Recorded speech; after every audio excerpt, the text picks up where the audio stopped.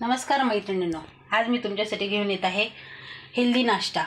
चहासोबत आपण खारी, टोस्ट, पाव या गोष्टी खातो, त्यापेक्षा आपण अशा प्रकारे मुलांना दिले खायला तर त्यांना ते खूप आवडेल।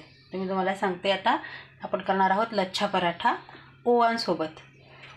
नेहमीप्रमाणे आपली कणिक मळून घ्यायची आहे, पोळीसारखी एक मोठी पोळी लाटून घ्यायची आहे। अशी चाडं करून आपण एक छान पोळी करून घेऊयात। आता हिला मी पूर्ण मोठी गोल करून घेते। अशा प्रमाणे आपण मोठी पोळी लाटून घ्यायची आहे। त्यावर आता आपण तूप गरम करून घेतलं आहे। त्यापूर्वी आपण एक चिमटी मीठ घालूया, अगदी एक चिमटी। कणिक मळताना आपलं थोडं असतं घातलेलं, आणि त्यावर अगदी अशा दोन चिमटी ओवा पसरवूयात। आणि हे गरम करून ठेवलेलं तूप आहे, त्या मी याच्यावर 2 चमचे अशी पसरवून देते। बोटाने व्यवस्थित पसरवून घ्यायचं, त्याचा अशा प्रकारे गोल करायचं।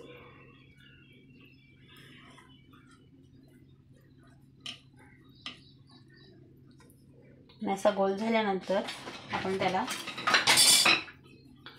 चाकूने असा हलका कट करायचा, त्याचे तुकडं नाही पडू द्यायचं, पण थेटपर्यंत त्याला असा कट करायचा। याचा असा गोल करून आता याला आपण पीठ नाही लावणार आहोत, आपण आता तेलाचा हात लावून याला थोडेसे लाटून घेणार आहोत। याला आपण पोळीसारखं पूर्ण मोठं नाही करू शकत, त्याला इतकंच ठेवायचं आहे। त्याला छान लेअर पण आले आहेत। आता तव्यावर मी थोडं एक थेंब तूप घालते, आणि हा पराठा पण तव्यावर दोन्ही बाजूंनी तुपाने शेकून घेणार आहोत। छान तूप टाकून दोन्ही बाजूंनी याला आपण शेकून घेतलं आहे। छान शेकायचं आहे, खरपूस द्यायचं आहे। हा होतोय हा आपण ओव्याचा केला आहे। तसंच तुम्ही आपण आता दुसरा एक जिरं घालून करू शकतो। तुम्ही खूप वेगवेगळ्या प्रकारे हा करू शकता, जिरे, ओवा, कसुरी मेथी, तुम्हाला आवडेल ते व्हेजिटेबल्स टाकून हा तुम्ही पराठा करू शकता। चहासोबत जिरे आणि ओवांचा आणि किंवा मिठाचा फक्त तो छान लागतो। तर मी हा जिऱ्याचा करते एक।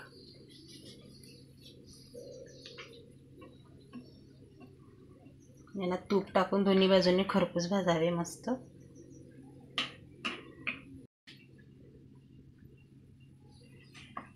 असा कट केल्याने याला खूप सारे लेयर येतात।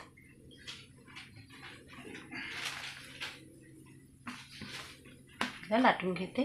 आपला ओव्याचा पराठा पण ऑलमोस्ट रेडी झाला आहे। आपला ओवा जिरे पराठा चहासोबत तयार झाला आहे। एक घास पराठ्याचा घ्या, एक घोट चहाचा घ्या, आणि पोट भरून नाश्ता करा, आनंद घ्या। रेसिपी आवडल्यास लाईक करा, शेअर करा, सबस्क्राईब करा। थँक्यू।